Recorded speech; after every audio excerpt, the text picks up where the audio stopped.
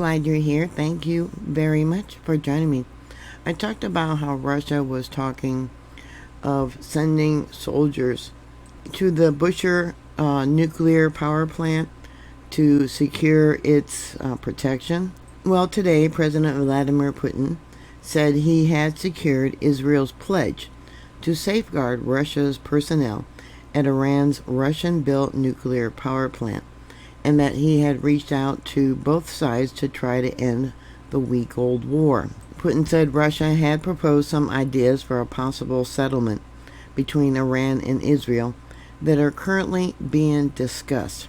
He said Moscow had asked Israel Prime Minister Benjamin Netanyahu to ensure the security of the Russian personnel who are working to construct 2 more reactors at the nuclear power plant in Iran's port of Bushehr, and said that he also raised the issue with President Donald Trump.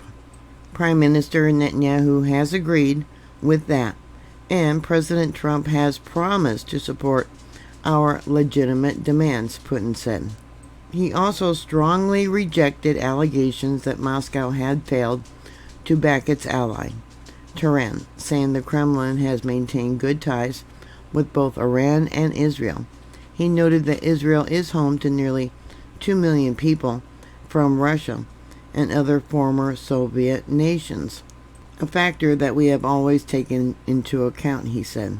At the same time, Putin said Russia had always met its obligation to Iran, adding that Moscow has firmly backed Tehran's right for the peaceful use of nuclear energy. He voiced concerns about the spiraling conflict, saying we are strongly worried about what's going on around the Iranian nuclear facilities and possible consequences. Hundreds of U.S. citizens have left Iran through its land borders since the start of the Israeli deadly assault on the country last week. I had heard that about 30,000 Iranians have left the country, also going to Turkey and Cyprus. Many U.S. citizens trying to flee the country have encountered delays and harassment from Iranian authorities, and that there are a small number of unconfirmed reports of Americans being detained and imprisoned. Turkmenistan, which shares a long border with Iran, had not approved more than 100 requests from the embassy in Ashgabat for U.S. citizens to enter the country. The State Department is now advising U.S. citizens within Iran to find other routes to leave the country. It is not known how many U.S. citizens are in Iran, but in the past, U.S. officials have estimated the number is in the thousands. In a public travel advisory updated Friday, the State Department said that U.S. citizens should not travel to Iran for any reason and should depart Iran immediately if they are there. Those unable to leave should be prepared to shelter in place for extended periods. In Israel, where an estimated 700,000 U.S. citizens live, the local embassy has taken on a prominent role in helping Americans flee the country. Mike Huckabee said we're working to get military commercial charter flights and cruise ships for evacuations.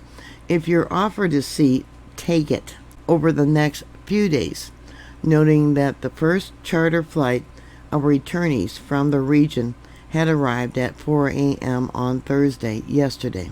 The next chartered flight traveling from Israel was expected Friday evening and may include up to 38 pets, the email said.